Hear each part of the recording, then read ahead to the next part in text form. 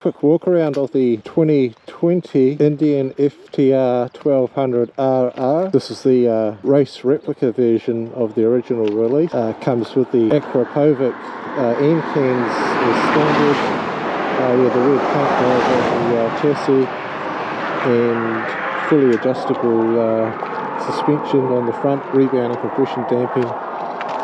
Same on the rear. Get asked a bit, you know, what made you buy this bike? Came out of the lockdown, money to spend on a bike because you've been trapped and couldn't go anywhere, couldn't spend any money. Few bikes were in the lineup as the potential next bike, and ended up going to Wellington, to the original Wellington motorcycles, where the Indian dealership. Went on a test ride on just the standard version. Pulling out onto the street, the first feeling was just something that was completely natural and easy to ride. Just felt so manageable. The first V-twin I've ever owned. I've ridden a few, but yeah, just that beautiful torque down low, that V-twin. Beautiful engine sound, even with still got the cat converter fitted. And that's one of the reasons why I haven't sold this bike. I should sell it, because it's getting costly to have more than one bike sitting in the shed.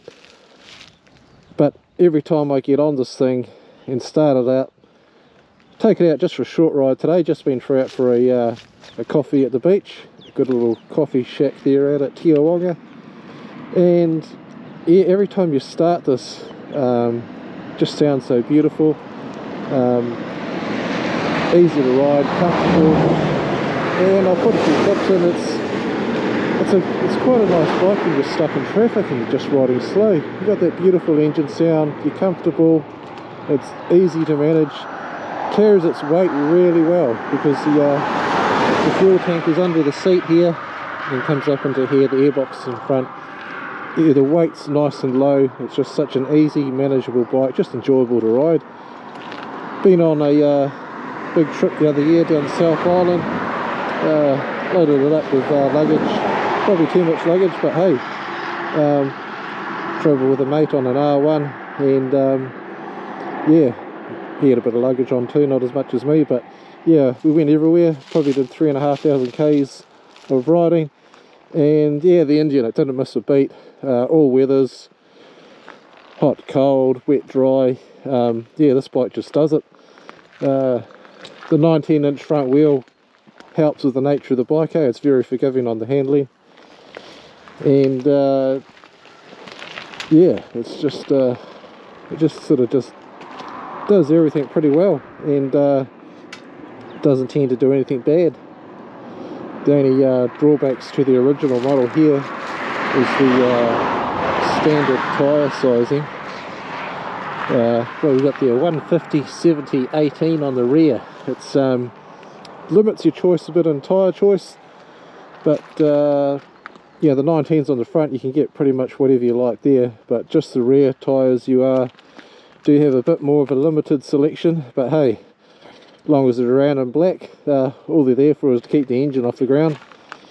And yeah, like I say, the bike's got a very relaxed nature, quite a stable front end. It does feel a bit chopperish if you've just gone off a sports bike, but once you're riding all the time, it just feels natural and sweet, and you can flick about and have a play. It is a real hooligan bike at heart. You can't go anywhere without people stopping and talking to you, because even non-motorbike people will come over and look at it and talk to you and ask you what it is. Don't know if the camera's picking it up here, but it's got this multicoloured sort of flaky speckle through the paint job. I call it stripper glitter. Looks like that incriminating evidence that's on your clothes after a night out in the town with the boys. But yeah, so you got the old stripper glitter paint job in the black.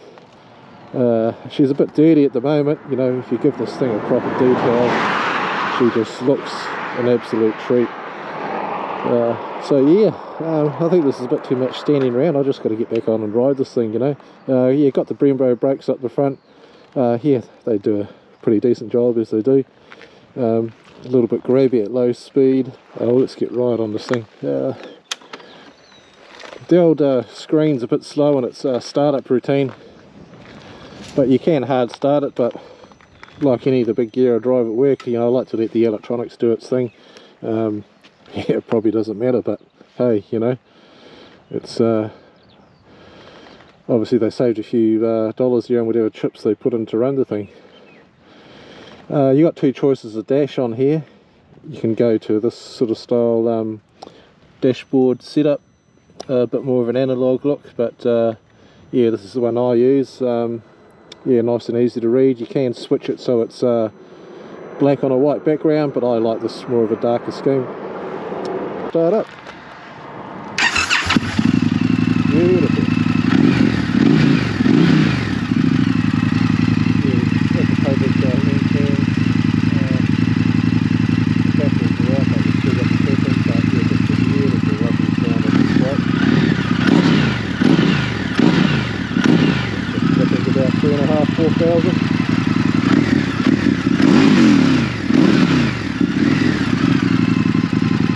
Indian FTR1200.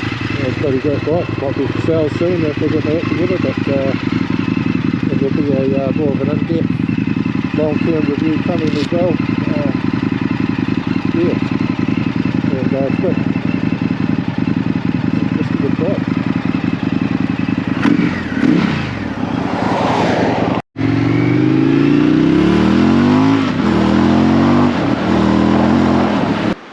This is probably the biggest complaint you'll hear about this bike is, well, for starters, there's the 13 litre fuel tank. Yep, I find that a bit limiting for the type of rides I like to go on. You know, service stations are busy these days. I really try to avoid having to stop anywhere during my route. And when you do go to refuel the FTR, we've just stuck in about 6 litres there, and we're already gotten to the point where we're having to feather the throttle on the pump. It is really highly annoying. This fuel tank's obviously been CAD designed by some young engineer, and probably thinks, hey, fluid dynamics, a liquid flows to fill the shape of its container. But there's something about the shape of this tank and the venting, the way it's curved under the seat, that getting those last couple of litres to really get a full tank is a painful experience on this bike. And well, it tells you how good this bike is that you kind of put up with it. I saw this on reviews, early reviews, when the bike first came out, so I was aware of it. And it still annoys the hell out of me every time I fill this bike up, but yep, you learn to live with it. And just one other factor about the design of the fuel tank, the top of the tank there where the cap goes in, it is some kind of a hard plastic.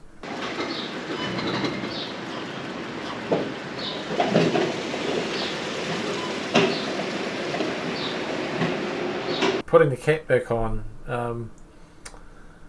it just isn't that easy, well machined feel that it is on a lot of other bikes. It just feels like it could have been done better. But yeah, so that's the biggest drawback probably of FTR ownership, is especially if you're going to ride with other people. Yeah, your mates will be filled up and gone, but you're still trying to dribble in your last few litres into your tank. But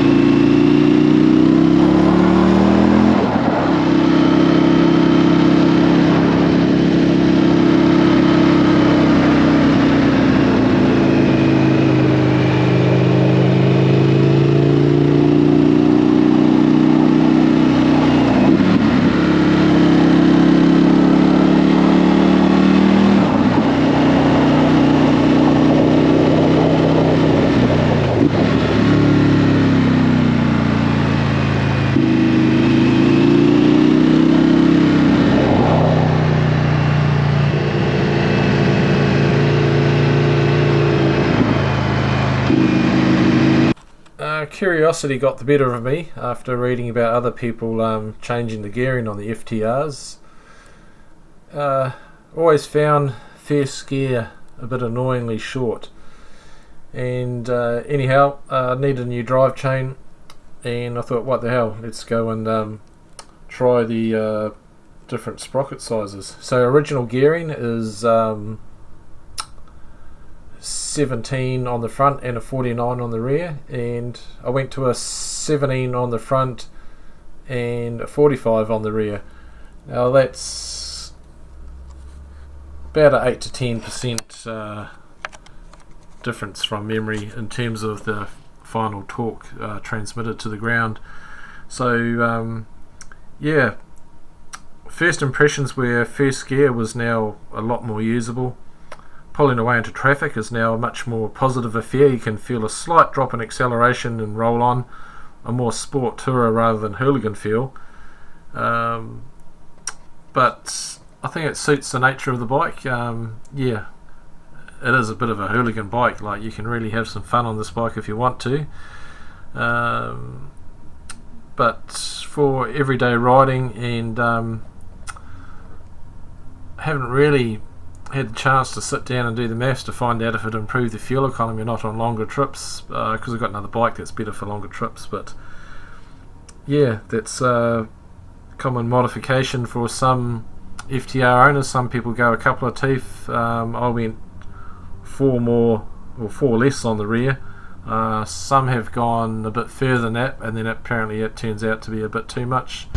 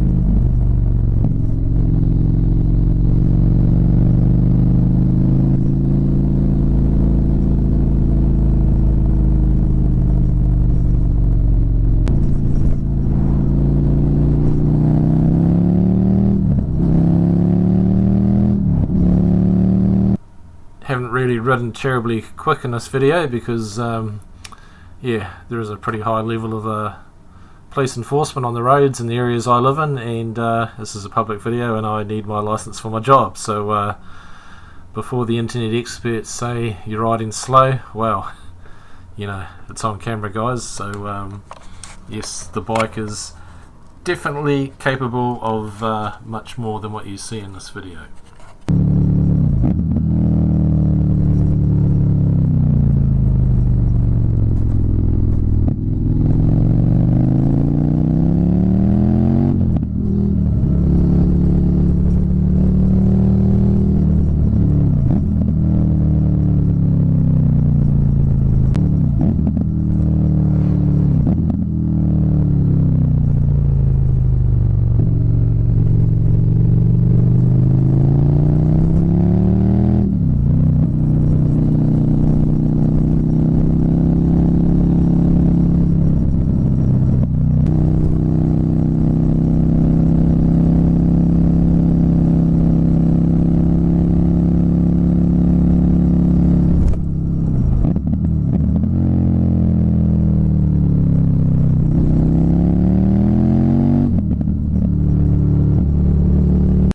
All of my bikes get to play on gravel roads from time to time, and nothing shows the true nature of a bike better really than either a wet road or something like gravel, where grip can be a bit challenging.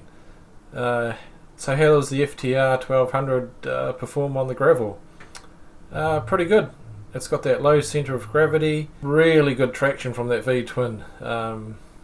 I can't see this bike getting stuck anywhere. I've been on a few little steep little diversions, even just on road tyres, and yeah, this thing has always found traction and gotten out of various holes.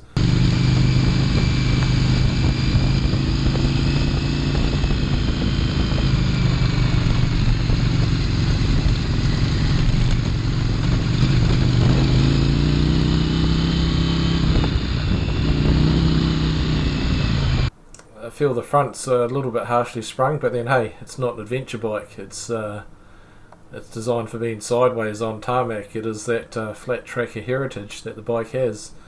But yeah, gravel roads, it's pretty fine. My other bike has got some slightly better electronic settings for dealing with the gravel. If you want to switch the ABS off on the gravel on the FTR, it's kind of everything's off, and it does have those braided front brake lines, so yeah, coming to a stop on the gravel with the ABS turned off, yeah, that can be a bit exciting. Only trouble is, such a pretty bike, you do pick up a few little stone chips on the bottom of the tank and the back of the swing arm, but you know, you buy a bike to ride it, to use it, not to look pretty.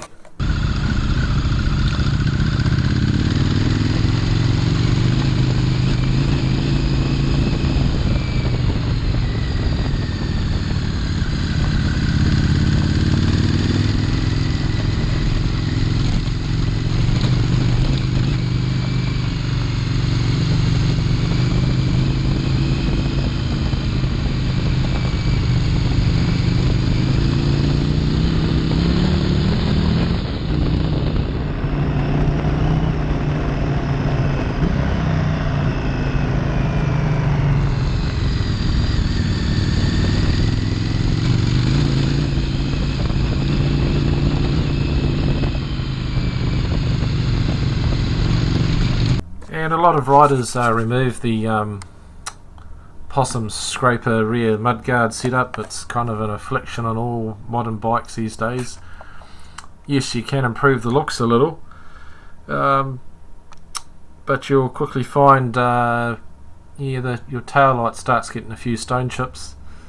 And the big drawback is, if you are a proper motorbike rider and you ride in the rain and all weathers, you will get absolutely hosed off that rear tyre on a wet road, and no matter how good your wet weather gear is, you will eventually get very wet. That tyre just sends up a torrent of water.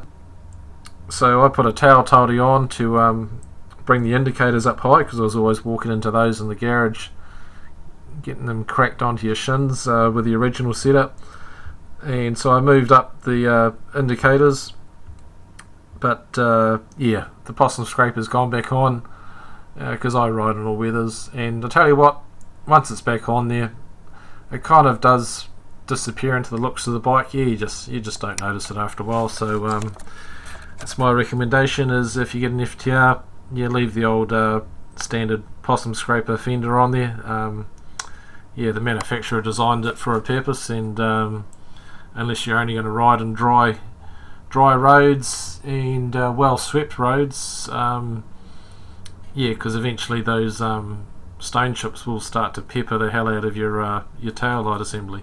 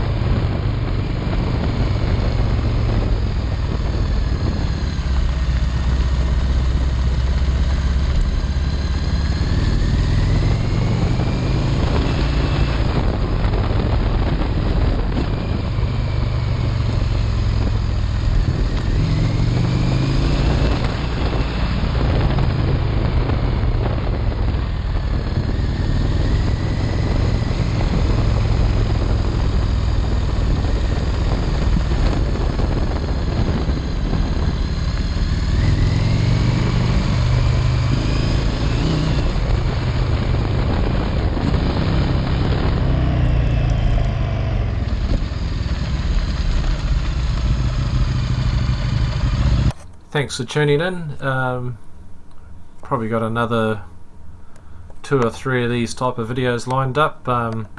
Yeah, let me know if you enjoyed this content. Bit of a work in progress. Hopefully the next one will be a bit more of a polished experience. And if you've watched right through to the end, let me know you've watched the whole video by putting stripper glitter in the comments. Yeah, that lovely paint job from the factory, stripper glitter. Thank you.